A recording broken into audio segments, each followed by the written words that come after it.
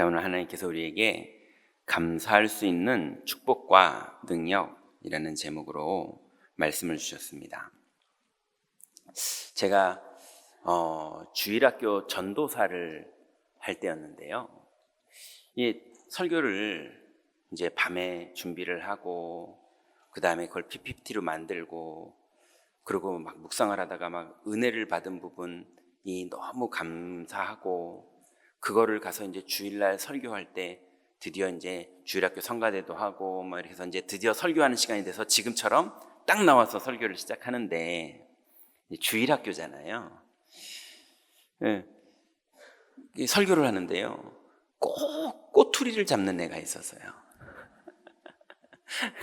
그래가지고 예수님은 그리스도십니다 그러는데 그리스도? 뭐 이런 식으로 말꼬리 잡고 막 하고 그거를 또 한 번에 끝나지 않고 또 계속하고 또 거기에 애들이 반응해서 같이 또 웃으니까 애들이 막 글로 신경이 쓰이고 그때부터는 걔가 미운 거예요.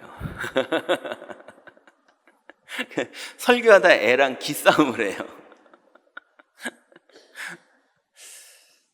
근데 걔가 변하겠습니까? 안 변하겠습니까? 다음 주에도 또 그래요. 재미를 봤어요.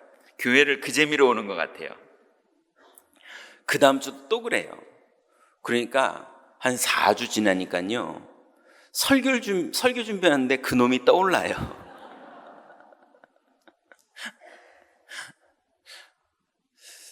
설교를 하는데 걔를 째려보면서 설교를 하는 거 있죠, 제가. 이렇게 은혜스러운 걸 준비했는데 저 철없는 놈이 설교를 다 망치고 있네 이런 마음으로 그러니까 막 극단적인 생각이 떠올라요. 뭐 복음을 방해하는 자에게 막 뭐가 막 이런 어린 애랑요 전도사가 막 그러고 있는 거예요 속으로.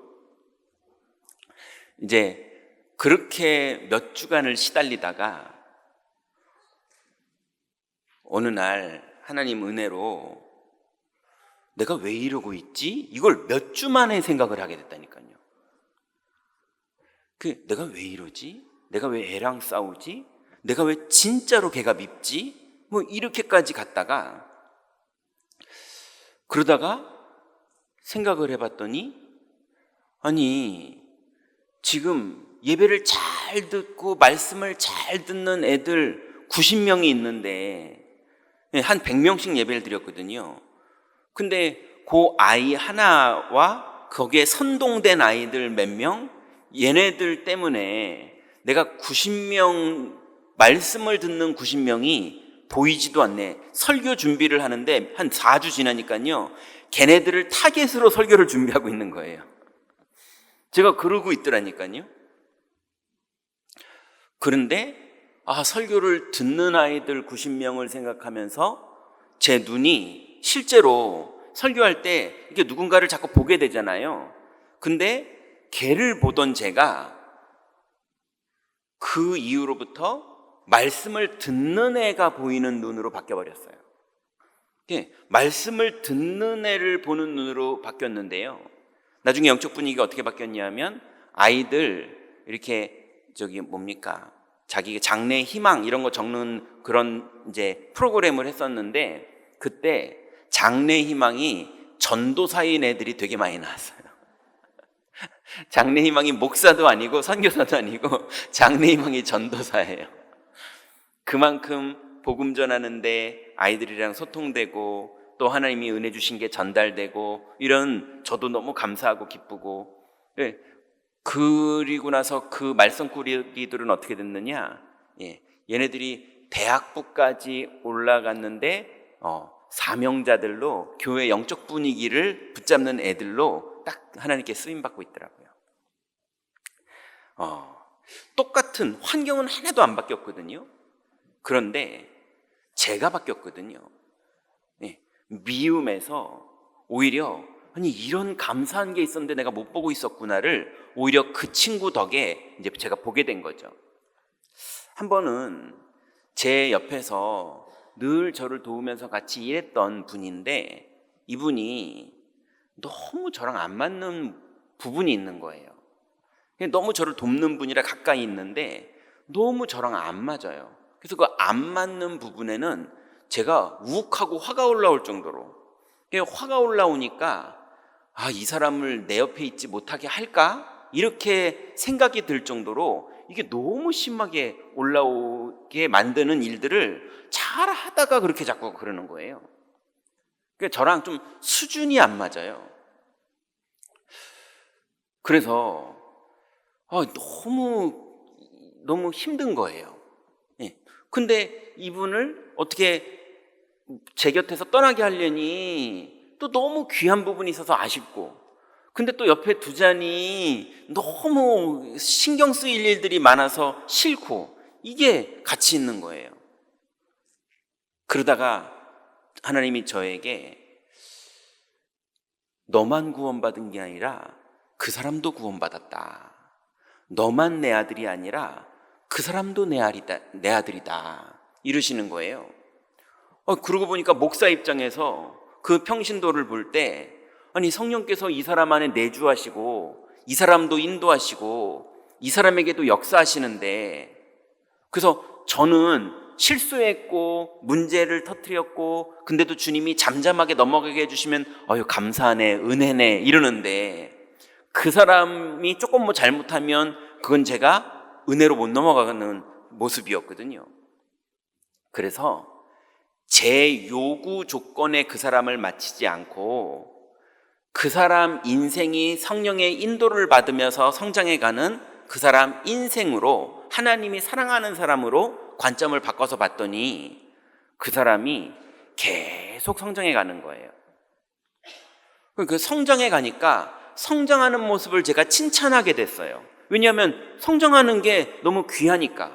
그래서 요즘 이렇게 잘하시네요, 요즘 이렇게 은혜스러워, 감사하네요, 뭐 이런 것들을 자꾸 얘기하니까 그분이 지금은 너무 성장해 있으세요.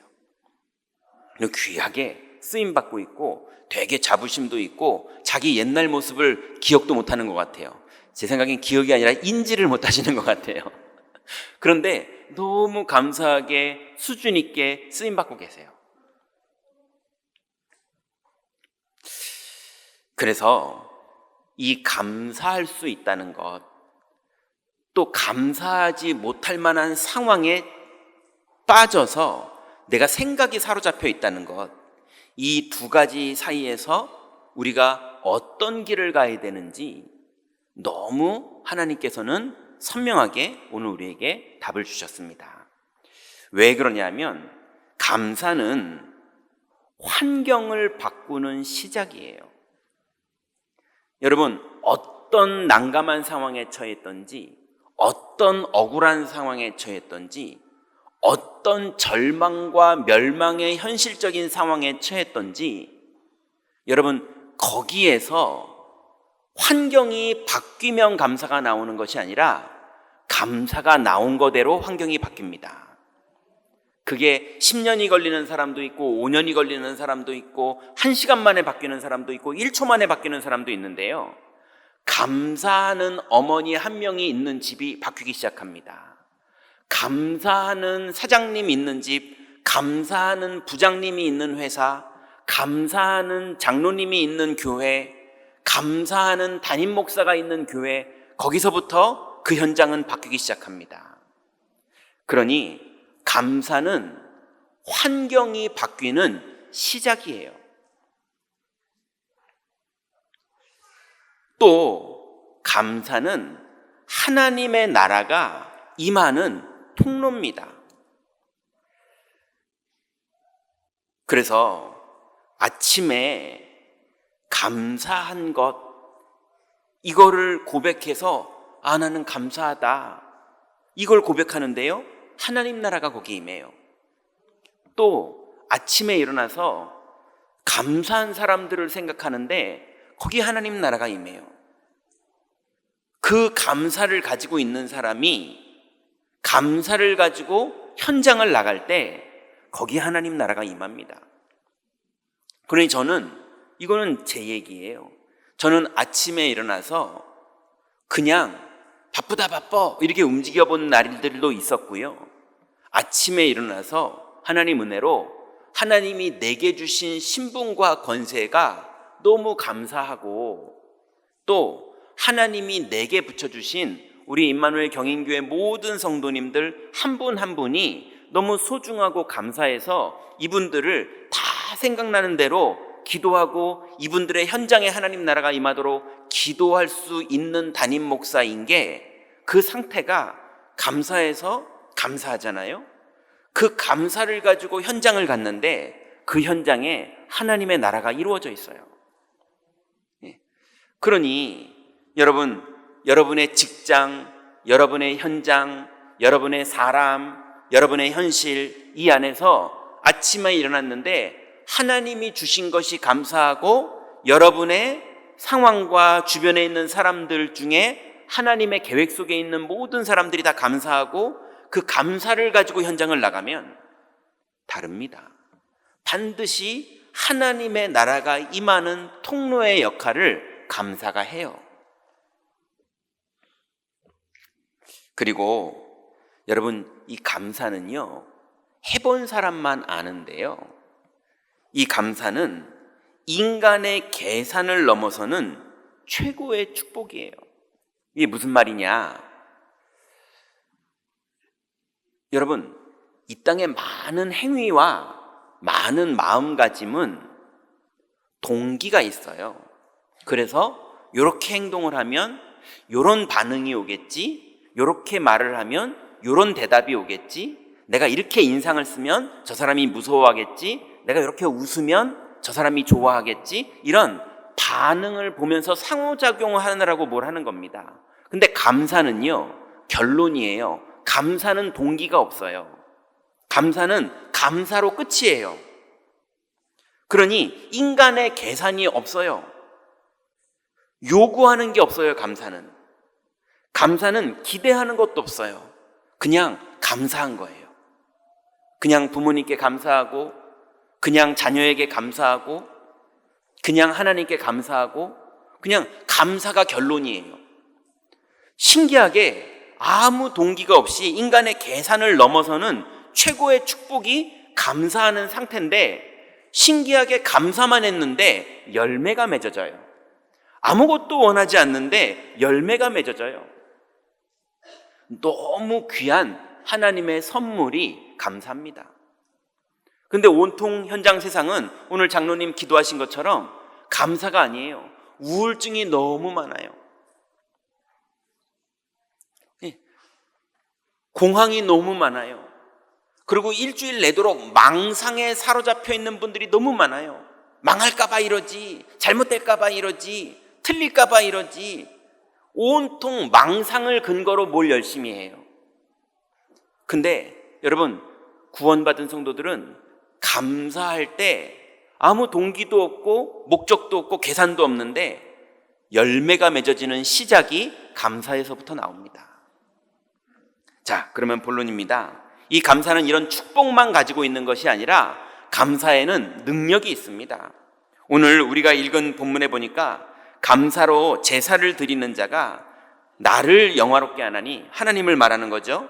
그의 행위를 옳게 하는 자에게 내가 하나님의 구원을 보이리라. 그러니까 내가는 하나님을 말하는 겁니다. 하나님이 하나님의 구원을 보이리라, 이렇게 말씀하신 거예요. 그래서 첫 번째로 감사는 하나님을 영화롭게 합니다. 여러분, 현장에서 정말로 하나님이 주시는 은혜 때문에 현장에서 감사할 수 있게 되면 그 현장에 하나님의 영화로움이, 하나님의 영광이 그 현장에 임합니다. 그래서 데살로니가 5장 18절에는 항상 기뻐하라, 쉬지 말고 기도하라, 범사에 감사하라, 이것이 그리스도 예수 안에서 너희를 향하신 하나님의 뜻이니라 그랬어요. 여러분, 하나님이 우리를 향해서 뜻을 가지고 계시고 소원을 가지고 계시는데, 그게 뭐냐? 내가 너의 저주와 재앙을 다 끝냈다. 내가 너 인생의 마귀를 다 멸했다. 그 안에 감사를 내가 넣어놨다. 그 모든 것 속에 너의 저주는 다 끝났다. 그 속에 내 축복과 내 은혜와 내 진행과 나의 인도함이 있으니 그 안에서 감사를 찾고 감사를 하는 것이 내 뜻이다. 그 축복을 찾아서 누려라, 그 말입니다. 여러분, 그리스도 예수 안에서 우리는 모든 저주와 재앙이 끝난 걸 믿으시기 바랍니다. 하나님은 우리를 구원하셨고 내 현장은 나를 인도하고 있는 여정일 뿐입니다. 그 안에 안 좋은 것도, 제 주일학교 전도사 때의 시절처럼 안 좋은 것도 눈에 보일 수 있는 건 정상입니다. 그걸 볼 줄 모르는 게 바본 거죠. 정상적인 사람은 볼 수 있어요. 그렇지만 구원받은 사람은 정상적인 사람을 넘어서는 사람들입니다. 하나님의 자녀예요. 그렇기 때문에 정상을 넘어서 하나님이 우리를 인도하시고 역사하시고 우리에게 주신 축복의 선물들이 그 현장에 있음을 감사할 수 있을 만큼 발견하시고 보시게 되기 바랍니다. 그게 하나님의 뜻이에요. 너희를 향하신 하나님의 뜻이니라. 또 다윗이 하나님 앞에 성전을 봉헌합니다. 이스라엘 백성들이 더 가지고 오지 말라고 말해야 될 정도로 너무 많이 가지고 오는 거예요. 풍족하게 가지고 왔다고 성경에 나오거든요. 근데 너무 감사해서 임금이 자기가 내야 될 몫을 냈는데도 또 자기도 너무 감사해서 임금도 더 냅니다. 임금도 더 내니까 백성들이 너무 또 기뻐합니다. 이게 뭐 감사 대잔치예요, 완전히. 그랬는데 그러면서 종합적으로 하나님께 봉헌하는 예배를 드릴 때 다윗이 고백하죠. 역대상 29장 14절에 보니까 나와 내 백성이 무엇이기에 이처럼 즐거운 마음으로 드릴 힘이 있었나이까. 모든 것이 주께로 말미암았사오니 우리가 주의 손에서 받은 것으로 주께 드렸을 뿐이니이다. 여러분, 하나님께 왕도 감사하고 백성도 감사하고 왕이 감사했는데도 또 감사하고 이럴 만큼의 감사가 넘쳤는데요. 어떤 일이 벌어졌습니까? 이스라엘 역사상 다윗만큼의 성군이 없었어요. 가장 넓은 영토를 우리나라는 광개토대왕이 차지했었잖아요. 이스라엘은 다윗 때가 가장 영토가 넓었어요. 근데 다윗 때 온 백성의 신앙이 가장 좋았어요. 다윗 때 경제가 가장 부강했어요. 다윗 때 전 세계의 존경을 받았어요. 그래서 지금도 이스라엘의 국기는 다윗의 별을 그려놨어요. 감사했는데, 감사하고 더 감사했는데, 그런데 하나님은 다윗의 인생에 어떤 사람도 이루지 못한 그런 유일한 축복을 다윗에게 주셨습니다. 여러분, 우리의 현장 속에서 감사할 때 하나님의 영광이 나타나고 하나님의 영화로움이 나타나는 것을 믿고 여러분 누리시기 바랍니다. 그리고 또 있어요. 누가복음 17장 15절부터 19절에 보니까 나병 환자, 그 문둥병이죠. 이 나병은요, 예루살렘 성 안으로 못 들어옵니다. 들어오면 율법적으로 아무나 돌로 때려서 죽여도 돼요. 그러니까 나병 환자가 성 안에 있는 예수님을 만나러 오는 건 목숨을 못 걸면 못 와요. 그런데 이 나병 환자 10명이 뜻을 정했나 보죠. 자기네끼리 예수님께 나왔어요. 예수님이 이 사람들을 가라고 그랬어요. 갔는데 진짜 몸이 다 치료된 거예요. 그거 감사한 거잖아요. 그런데 사마리아 환자였던 그 한 명만 예수님께 감사하며 돌아옵니다. 그랬더니 예수님 묻죠. 9은 어디 있느냐? 모르죠. 대답을 안 합니다. 근데 예수님이 여기서 가장 중요한 말을 합니다. 오늘 내 믿음이 너를 구원하였도다 이래요. 10명 중에 병난 사람은 10명이지만 구원받은 사람은 1명이에요. 그래서 누가복음 7장 15절부터 19절에 보니까 그 중에 한 사람이 자기가 나은 것을 보고 큰 소리로 하나님께 영광 돌리며 돌아와 예수의 발 아래 엎드려 감사하니 그는 사마리아 사람이라. 예수께서 대답하여 이르시되 10사람이 다 깨끗함을 받지 아니하였느냐? 그 9은 어디에 있느냐? 이 이방인 외에 하나님께 영광을 돌리러 돌아온 자가 없느냐 하시고 그에게 이르시되 일어나 가라. 내 믿음이 너를 구원하였느니라 하시더라. 여러분, 현장에서 하나님이 여러분에게 은혜를 베푸신 것을 감사하며 고백하시기 바랍니다. 어이구 잘 됐네, 다행이네, 이것도 감사하죠. 그런데 여러분 모든 일에 감사하는 그 축복을 사용하시기 바랍니다. 그래서 우리 귀중한 성도들이 현장에서 일주일 동안 감사할 때 하나님의 영화로움이 그 현장에 나타나요. 두 번째는 세상을 이기게 되는 상태가 바로 감사입니다.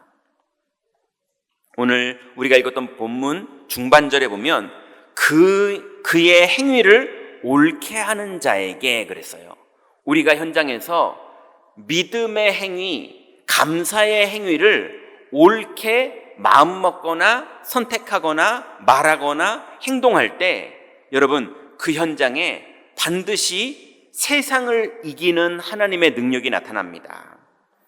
다니엘 6장 10절에 보니까 다니엘이 조서에 왕의 도장이 찍힌 것을 알고도 자기 집에 돌아가서는 윗방에 올라가 예루살렘으로 향한 창문을 열고 전에 하던 대로 하루 3번씩 무릎을 꿇고 기도하며 그의 하나님께 감사하였더라 그랬어요. 여러분 다니엘이 지금 조서에 어인이 찍힌 것을 알고 또 다른 총리가 다니엘을 음모를 하고 공격을 하는 것을 알고 있는데도 다니엘은요 하나님께 감사했다는 말은 뭘 감사했길래 감사했겠습니까? 임마누엘을 감사했죠. 예. 음모를 꾸며서 감사합니다 이러지는 않았을 거 아니에요. 예. 이렇게 음모가 있는 이 정치 현장에 있는데도 불구하고 하나님이 나와 함께 하시니 감사합니다. 하나님이 없었으면 어떡할 뻔했어요.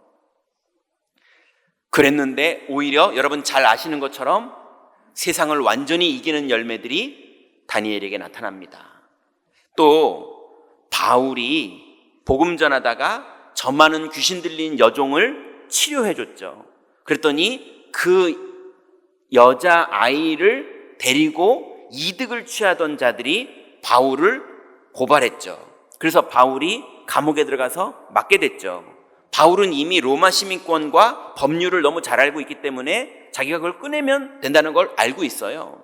그런데도 바울이 어떻게 합니까? 사도행전 16장 25절부터 26절에 보니까 한밤중에 바울과 실라가 기도하고 하나님을 찬송하며 죄수들이 듣더라. 이에 갑자기 큰 지진이 나서 옥토가 움직이고 문이 다 열리며 모든 사람의 매인 것이 벗어진지라. 여러분 바울이 그 안에서 감사하며 찬양하고 기도했는데 그때 오히려 옥문이 열리고요 간수장과 그 가족들이 다 복음을 받는 하나님의 일들이 나타납니다. 여러분 바울은 이미 로마 시민권 가지고 있었는데도 여유가 있었고 감사하는 비밀을 가지고 있었기 때문에 편안하게 들어갔고 믿음으로 승리하고 열매를 맺고 나옵니다. 여러분 어떤 위기가 있어도 그 자리에 하나님이 여러분과 함께 있는 걸 믿으시기 바랍니다. 어떤 상황이 여러분에게 벌어져 있거나 누가 여러분에게 음모를 꾸미거나 어떤 일이 벌어졌어도 주님은 여러분과 함께 하시고 그 안에서 인도하시고 거기서 역사하시는 주권자이심을 믿으시기 바랍니다. 그러니 바울이 감사할 수밖에요. 그래서 대표적으로 누가복음 22장 19절에는 예수님이 십자가 앞에서 감사하십니다. 또 떡을 가져 감사기도 하시고 떼어 그들에게 주시며 이르시되 이것은 너희를 위하여 주는 내 몸이라 너희가 이를 행하여 나를 기념하라 하시면서 감사기도 하세요. 예수님은 아시거든요. 이 성찬 후에 땀방울이 핏방울이 바뀔 정도로 기도를 하시고 그리고 십자가에 달리신다는 걸 예수님 알고 계시거든요. 그런데 예수님 감사기도 하십니다. 그 감사기도의 능력이 어떤 일을 벌입니까? 휘장을 위에서부터 아래로 찢어버려요. 모든 사람들이 하나님 만나는 길을 여시고 예수님은 부활하셔서 하나님의 영광 가운데로 들어가십니다. 여러분 어떤 상황에서도 감사할 수 있을 만큼 믿음을 유지하시기 바랍니다. 이것이 여러분을 완전히 승리하게 만들고 세상을 이기게 만듭니다. 세 번째는 하나님의 구원을 보이게 되는 감사. 여러분, 내가 하나님의 구원을 보는 정도가 아니라 여러분이 현장에서 하나님의 구원을 사람들에게 보이게 만드는 그 일의 시작이 감사입니다. 오늘 본문 하반절에 보니까 내가 하나님의 구원을 보이리라 이랬어요. 여러분, 바울은 이렇게 말했습니다. 빌립보 4장 6절부터 7절에 보니까 아무것도 염려하지 말고 다만 모든 일에 기도와 간구로 너희 구할 것을 감사함으로 하나님께 아뢰라. 그리하면 모든 지각에 뛰어난 하나님의 평강이 그리스도 예수 안에서 너희 마음과 생각을 지키시리라. 여러분, 어떤 일을 당했어도 하나님이 함께 계시고 여러분 염려하지 않고 기도하면 하나님이 생각에도 답을 주시고 마음에도 힘을 주시고 인도도 하시고 역사도 하시니 여러분과 동행하고 계시니 감사하면서 기도하고 그 응답을 누리시기 바랍니다. 그래서 바울은 기도하면 응답을 해주시는 하나님 만나는 길이 우리에게 열렸으니 감사하자 이렇게 말한 거예요. 시편 118편 21절에 보니까 주께서 내게 응답하시고 나의 구원이 되셨으니 내가 주께 감사하리이다 그랬어요. 여러분, 주님은 내가 기도할 때 응답하시는 분이십니다. 여러분이 안 믿어도 주님은 그런 분이십니다. 그러니 그 주님이 이미 나와 함께 계시고 동행하시니 모든 일을 주님께 물으시고 또 주님께 의지하시고 주님께 말하시고 주님의 인도하심과 주님의 역사하심을 누리시기 바랍니다. 그게 우리에게 주신 감사의 축복이에요. 또 이 비밀이 있다면 모든 사람에 관하여 감사하라 그랬어요. 로마서 1장 8절에 보니까 바울이 이렇게 말합니다. 내가 예수 그리스도로 말미암아 너희 모든 사람에 관하여 내 하나님께 감사함은 너희 믿음이 온 세상에 전파됨이로라. 여러분, 교회의 모든 사람에게 감사하세요. 네. 그리고 여러분 가족 모든 사람에게 감사하세요. 죄와 저주가 끝났다니까요. 그 사람들이 저주가 아닙니다. 하나님의 감사고 하나님의 계획이고 하나님의 의미 있는 응답들이 진행되는 과정입니다. 여러분의 직장 동료, 여러분의 거래처, 여러분의 인간관계, 거기서 감사를 찾아서 누리시기 바랍니다. 바울은 모든 사람에게 감사했어요. 또 빌립보서 1장 3절부터 5절에 보니까 내가 너희를 생각할 때마다 나의 하나님께 감사하며 간구할 때마다 너희 무리를 위하여 기쁨으로 간구함은 너희가 첫날부터 이제까지 복음을 위한 일에 참여하고 있기 때문이라 그랬어요. 바울은 로마에 있는 교회의 모든 사람에게도 감사했고 빌립보 교회의 모든 사람에게도 감사했어요. 여러분, 감사만 하고 있는데 로마와 빌립보뿐만이 아니라 아시아 지방에 있는 모든 교회들도 복음을 듣게 되는 하나님의 일들이 바울의 인생을 통해서 계속 벌어졌습니다. 여러분, 한번 생각해 보세요. 핸드폰도 없던 시절에, 자가용도 없던 시절에, 아니 어떤 인생이 한 번 태어나서 누구나 한 70, 80을 사는데 바울의 인생은 그런 기계의 도움 없이도요, 아시아와 그리고 예루살렘과 아시아와 로마까지 복음을 전해서 제자들을 세우고 교회를 세웠습니다. 어떻게 한 사람의 인생이 그렇게 응답을 받을 수 있었습니까? 그 힘 중에 힘이 뭐였느냐? 감사였어요. 그런데 정말 감사할 것이 또 있습니다. 그게 뭐냐면 회개할 때 하나님은 모든 걸 회복하심에 감사하시기 바랍니다. 시편 51편 12절에 보니까 하나님이여 내 속에 정한 마음을 창조하시고 내 안에 정직한 영을 새롭게 하옵소서. 나를 주 앞에서 쫓아내지 마시며 주의 성령을 내게서 거두지 마옵소서. 주의 구원의 즐거움을 내게 회복시켜 주시고 자원하는 심령을 주사 나를 붙드소서. 여러분, 정말로 답답한 게 언제냐? 하나님의 약속을 믿고 싶은데 머리로는 알겠는데 안 믿어질 때, 정말로 하나님의 은혜가 믿어지고 감사하고 기쁘고 찬양이 나오고 이러면 내 영혼이 너무 기쁜데, 오늘 이 시편 기자는 하나님의 성령이 임했던 성령 충만을 체험했는데 하나님의 성령이 떠나갔을 때 얼마나 괴롭고 얼마나 마음이 힘들고 얼마나 그게 어려운지를 너무 잘 알고 있어요.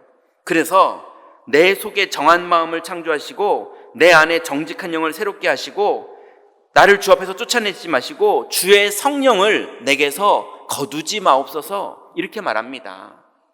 여러분, 하나님의 성령이 우리에게 충만히 임하시는 게 너무 축복인데요, 우리가 지난 말씀처럼 세상을 사랑하거나 육신의 정욕에 빠지거나 아니면 마귀에게 속았을 때 우리는 성령 충만함이 없어져 버리고 너무 마음이 힘들고 괴로워지거든요. 그런데 하나님은 우리에게 어떤 은혜를 주셨습니까? 요한일서 1장 9절에 보니까 만일 우리가 우리 죄를 자백하면 그는 미쁘시고 의로우사 우리 죄를 사하시며 우리를 모든 불의에서 깨끗하게 하실 것이요, 그랬습니다. 여러분, 우리 죄를 자백하면 그랬더니 하나님 도둑질한 거, 하나님 욕한 거, 그것도 맞죠. 근데 그걸 말하는 게 아닙니다. 왜 도둑질했는지를 말하는 거예요. 왜 욕했는지를 말하는 거예요. 왜 그렇습니까? 그리스도가 믿어지고 그리스도가 의지되고 그리스도께 기도하면 응답이 오니 그것 따라 인도받으면 된다는 걸 잃어버렸을 때, 그때 자꾸 다른 걸로 살아야 되다 보니까는 내가 자꾸 욕하게 되고 낙심하게 되고 절망하게 되고 싸우게 되고 도둑질하게 되고 이렇게 되는 거 아니겠습니까? 그러니 그 행위가 문제가 아니라 그랬던 불신앙에서 회개했을 때, 그때 주님은 우리를 깨끗하게 하십니다. 그리고 정직한 영을 새롭게 하시고 주의 성령을 우리에게 부어주십니다. 여러분, 이 감사할 수 있는 축복이 여러분에게 이미 있음을, 하나님이 그 은혜를 여러분에게 이미 열어주셨음을 믿고 이번 주간도 누리시기 바랍니다. 그래서 우리가 현장에서 감사할 때 하나님의 구원이 보이게 되는 일들이 현장과 내 영혼 속에 나타납니다. 결론 맺습니다. 이제 여러분, 오늘 점심때 여기 앉아서 하시던지 식사하시고 와서 본당에서 이렇게 조용히 하시던지 아니면 저녁에 집에 가서 하시던지요, 나에게 영적으로 감사한 것을 한번 정리해 보세요. 저는 정리를 해봤더니 오늘도 그리스도께서 마귀의 일을 멸하셨으니 감사합니다. 또 정리를 해봤더니 오늘도 그리스도께서 죄와 저주에서 나를 구원하셨으니 감사합니다. 오늘도 그리스도께서 하나님 만나는 길을 열어주셨으니 감사합니다. 근데 그 주님께서 오늘도 성령으로 내주하시고 인도하시고 역사하시니 감사합니다. 오늘 제가 이제 여기 올라와서 앉잖아요. 올라와서 제가 평상시 하던 대로 기도했어요. 하나님, 오늘도 우리가 모였습니다. 하나님 성령으로 우리에게 임하여 주옵소서, 이렇게 기도를 했거든요. 그랬더니 하나님이 저에게 마음에 이렇게 양심의 응답을 주셨어요. 네가 나를 오라고 지금 부르냐? 내가 너를 불렀다. 내가 교회의 주인이고 내가 교회의 머리다. 내가 너를 불러서 내가 너를 쓰는 거지 네가 기도해서 불렀다고 내가 여기 온 게 아닌다. 이렇게 양심에. 여러분, 하나님이 우리의 주인이십니다. 기도하면 임하시는 정도가 아니라 주님이 우리를 부르셨어요. 기도해보면 감사할 게 너무 많아요. 그러니 여러분, 영적으로 감사한 것들을 오늘 한번 정리하시기 바랍니다. 그리고 그렇게 영적으로 감사한 것들을 정리하신 다음에 두 번째는요, 현재 감사한 걸 정리하세요. 영적으로 감사한 나에게, 하나님 나에게 이런 아내 주셨으니 감사합니다. 하나님 나에게 이런 남편 주셨으니 감사합니다. 하나님 이런 가족이 있는 중에 나에게 이런 믿음 주셨으니 감사합니다. 하나님, 나에게 이런 자녀 주셨으니 감사합니다. 하나님, 나에게 이런 동료를 주셨으니 감사합니다. 이런 친구를 주셨으니 감사합니다. 이런 부모님을 주셨으니 감사합니다. 여러분, 정말로 영적인 축복을 가지고 여러분이 만나는 모든 사람들, 모든 상황, 그 현장 속에 감사할 것들, 현재 감사할 것들을 한번 정리해 보세요. 아까 기억나시죠? 하나님은 모든 것 속에서 인도하고 계십니다. 거기서 감사를 찾으세요. 심지어는 여러분, 어떤 것도 감사하게 됐냐면요, 너무 아닌 사람, 너무 미운 사람, 너무 틀린 사람, 그런 사람을 봤는데 그 사람을 반면교사 삼고 내가 배울 수 있으니 감사. 그래서 이제 영적인 것들, 감사할 것들을 정리하시고 한번 정리를 꼭 해보세요. 그리고 현재 감사한 것들을 한번 싹 정리해보세요. 그게 하나님의 응답입니다. 세 번째로, 이 두 가지 감사를 매일 감사를 시도하세요. 여러분, 적어놨으니까 매일 감사를 시도하세요.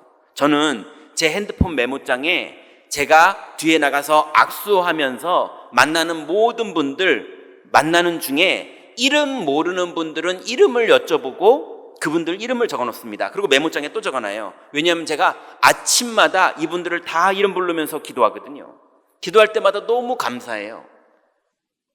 너무 감사하고, 오늘도 제가 기도하면서 하나님, 오늘 하나님 주신 이 감사의 축복이 혈관처럼 모든 성도들이 일주일 동안 흩어져 있는 그 산업과 가정과 사건과 자녀와 그 손주들까지 하나님, 그 모든 곳에 이 감사의 영향력이 영적으로 전달되게 하여 주옵소서, 열매 맺게 하여 주옵소서. 그렇게 기도하면서 강단에서 앉아 있었거든요. 여러분, 정말로 매일매일 하나님의 은혜로 주신 것들을 감사하며 기도하셔서 여러분 현장에서 열매 맺는 그 축복 속으로 다 들어가시기 바랍니다. 기도하겠습니다. 하나님, 감사합니다. 우리에게 주신 이 귀중한 감사의 축복, 이 능력을 실제로 믿음으로 사용할 때에 하나님, 우리의 가정, 우리의 교회, 하나님, 우리의 지역, 우리의 산업, 내 영혼과 가족들까지 변화되는 하나님의 놀라운 일들이 진행될 줄 믿사오니 내 영혼에서부터 주를 찬양하며 감사하는 축복이 본격적으로 시작되도록 역사하여 주옵소서. 예수 그리스도의 이름으로 기도드렸습니다. 아멘.